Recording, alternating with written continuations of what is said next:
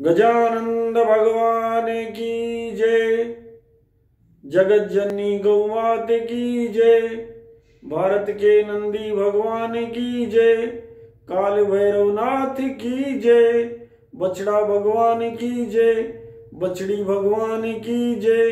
भारत के बैल भगवान की जय।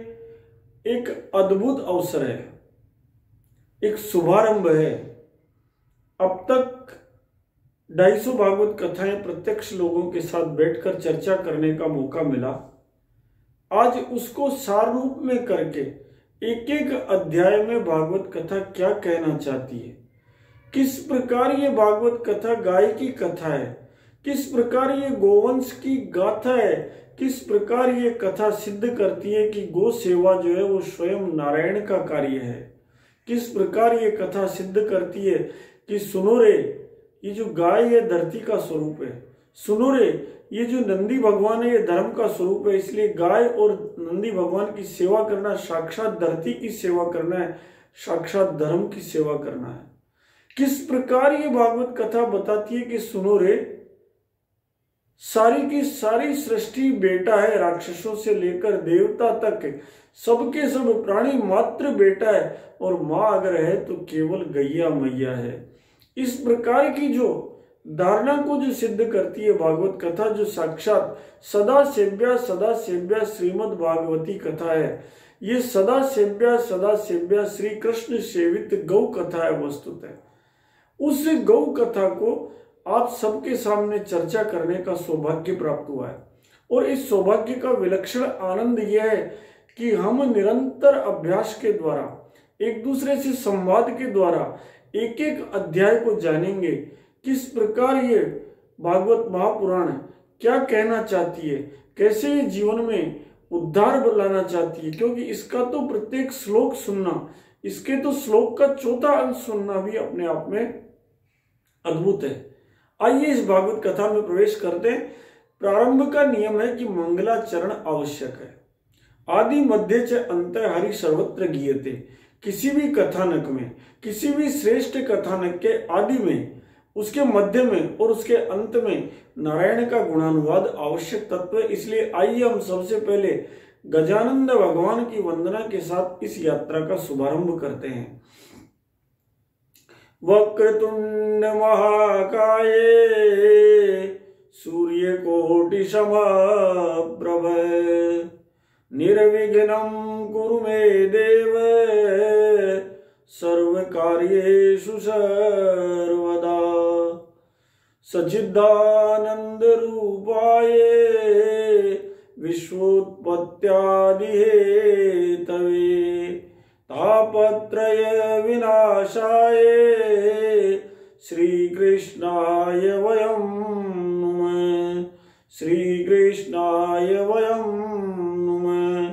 अखंड मंडलाकारं व्याप्तं येन चराचरं तत्पदं दर्शितं येन तस्मै श्री गुरुवे नमः। अज्ञानतिमिरान्धस्य ज्ञानाञ्जनशलाकया चक्षुरुन्मीलितं येन तस्मै श्री गुरुवे नमः। अखंडानंदबोधाय शिष्यसंतापहारिणे सच्चिदानंद रूपाय तस्मै श्री गुरुवे नमः। नीलाम्बुजश्यामलकोमलांगं सीतासमारोपितवामभागं पाणो महाशायकचारुचापं नमामि रामं रघुवंशनाथं। नमामि रामं रघुवंशनाथं। यत्र यत्र रघुनाथ कीर्तनं तत्र तत्र कृतमस्तकाञ्जलिं। बाष्पवारि परिपूर्णलोचनं मारुति नमते राक्षान्तकं। मारुति नमते राक्षान्तकं। बोले श्री हनुमान जी महाराज की जय। बोले राजा रामचंद्र की जय, बोले जगतपति रामचंद्र की जय, सियापति रामचंद्र की जय, अवधपति रामचंद्र की जय, मेरे पति रामचंद्र की जय। इस अद्भुत उपाख्यान में प्रवेश करते हैं जो वस्तुतः मर्यादा पुरुषोत्तम भगवान श्री राम के बालक रूप कृष्ण रूप की लीला है। और सबसे पहले आज प्रथम दिवस पर हम पूरी की पूरी भागवत का अभ्यास करते हैं। एक मीटिंग में, एक सिटिंग में, एक चर्चा में पूरी भागवत यदि हमें करनी हो तो उसके लिए हमें भागवत के उस स्कंद में जाना पड़ेगा जो दूसरा स्कंद है। राजा परीक्षित सुखदेव से वार्तालाप कर रहे हैं और उस वार्तालाप में सबसे पहले सुखदेव मुनि उन्हें मूल भागवत बताते हैं कि सुनो राजन, स्वयं भगवान ने ब्रह्मा जी को जो भागवत सुनाई वो भागवत क्या है। ये 4 श्लोकों में जो भागवत है यही समग्र भागवत है जिसका आगे चलकर विस्तार होता है। आइए उन 4 श्लोकों का जो अत्यंत गूढ़ से गूढ़ है हम आनंद लेते हैं और उसके पश्चात आगे इस यात्रा में प्रवेश करते हैं। अहमेवाशिमेवाग्रे नान्यद यद सत सत्परम पश्चादहं यदेतच्चे यो वशिष्येत सोऽस्म्यहम् ऋतेर्तं यत् प्रतीयेत न प्रतीयेत चात्मनि तद्विदादात्मनो मायां यथा भासो यथा तमः यथा महान्ति भूतानि भूतेषुच्चावचेष्वनु प्रविष्टान्य प्रविष्टानि तथा तेषु न तेष्वहम् एतावदेव जिज्ञासं तत्त्वजिज्ञासुनात्मनः अन्वयव्यतिरेकाभ्यां यच्छात् सर्वत्र सर्वदा यच्छात् सर्वत्र सर्वदा यच्छात् सर्वत्र सर्वदा। ये जो 4 श्लोक है ये श्रीमद् भागवत के दूसरे स्कंद के 9वें अध्याय में श्लोक नंबर 32 से लेकर 35 तक है। वस्तुतः मूल भागवत यही है।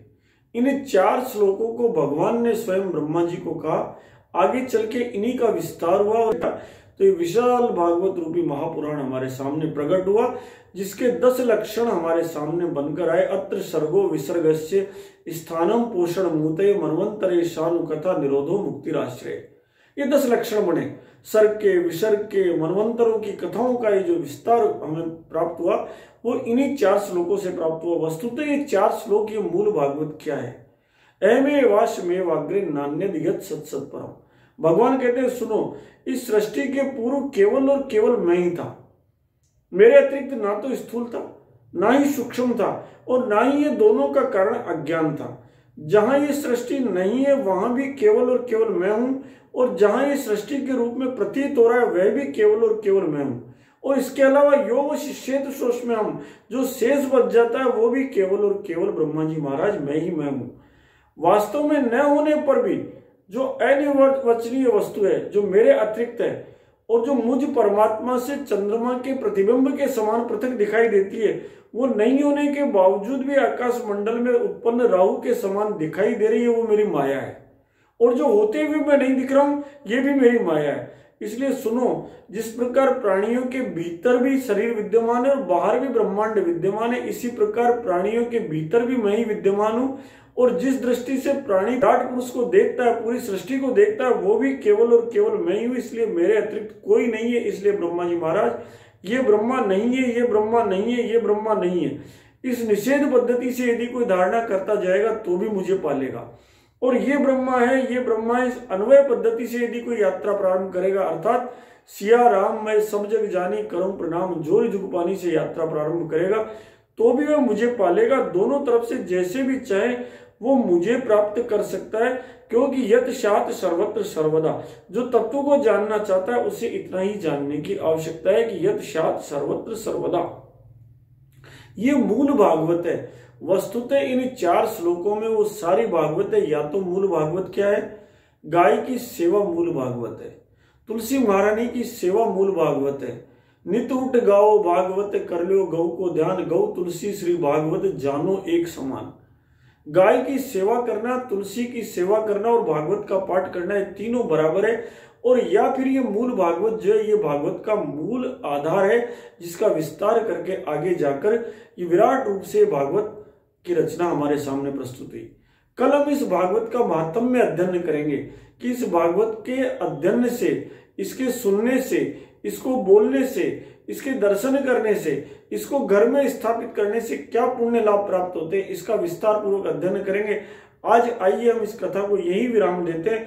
केवल इस भागवत की ही वंदना करते हुए, जो साक्षात भगवान कृष्ण स्वरूप है, इसकी वंदना करते हुए आज की यात्रा को विराम करते हैं।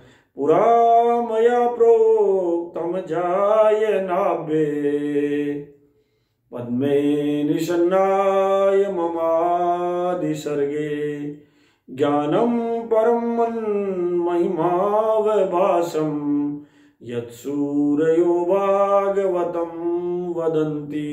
पूरा तो मैंने ब्रह्मा जी को उपदेश दिया था, जो अभी मैंने 4 श्लोक सुनाए ना, अहमेवाश्मेवाग्रे नान्यद् सत् सत्परम पश्चादेम यदे तच्च यो शिष्येत सोष्म्याम।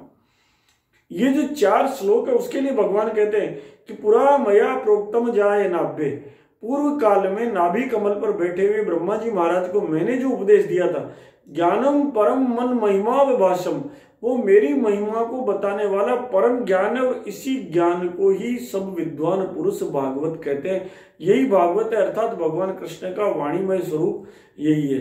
श्री कृष्ण गोविंद हरे मुरारे, हे नाथ नारायण वासुदेव। श्री कृष्ण गोविंद हरे मुरारे, हे नाथ नारायण वासुदेव। पुरा मया प्रोक्तम जायनाभ्ये पद्मे निषन्नाय ममादि सर्गे ज्ञानम परम महिमावभासम यत्सूरयो भागवतम वदन्ति। श्री कृष्ण गोविंद हरे मुरारे, हे नाथ नारायण वासुदेव। जिह्वे पिबस्वामृतमेतदेव गोविंद दामोदर माधवेति, गोविंद दामोदर माधवेति, गोविंद दामोदर माधवेति। बोले कृष्णचंद्र भगवान की जय, बोले श्री भागवत महापुराण की जय, बोले गौमाता की जय, बोले भारत के नंदी भगवान की जय, बोले भारत के बैल भगवान की जय, बोले भारत के बछड़ा भगवान की जय, बोले भारत की बछड़ी भगवान की जय, बोले आज के आनंद की जय। सदगुरुदेव कलाजी महाराज की जय। जय जय श्री सीताराम।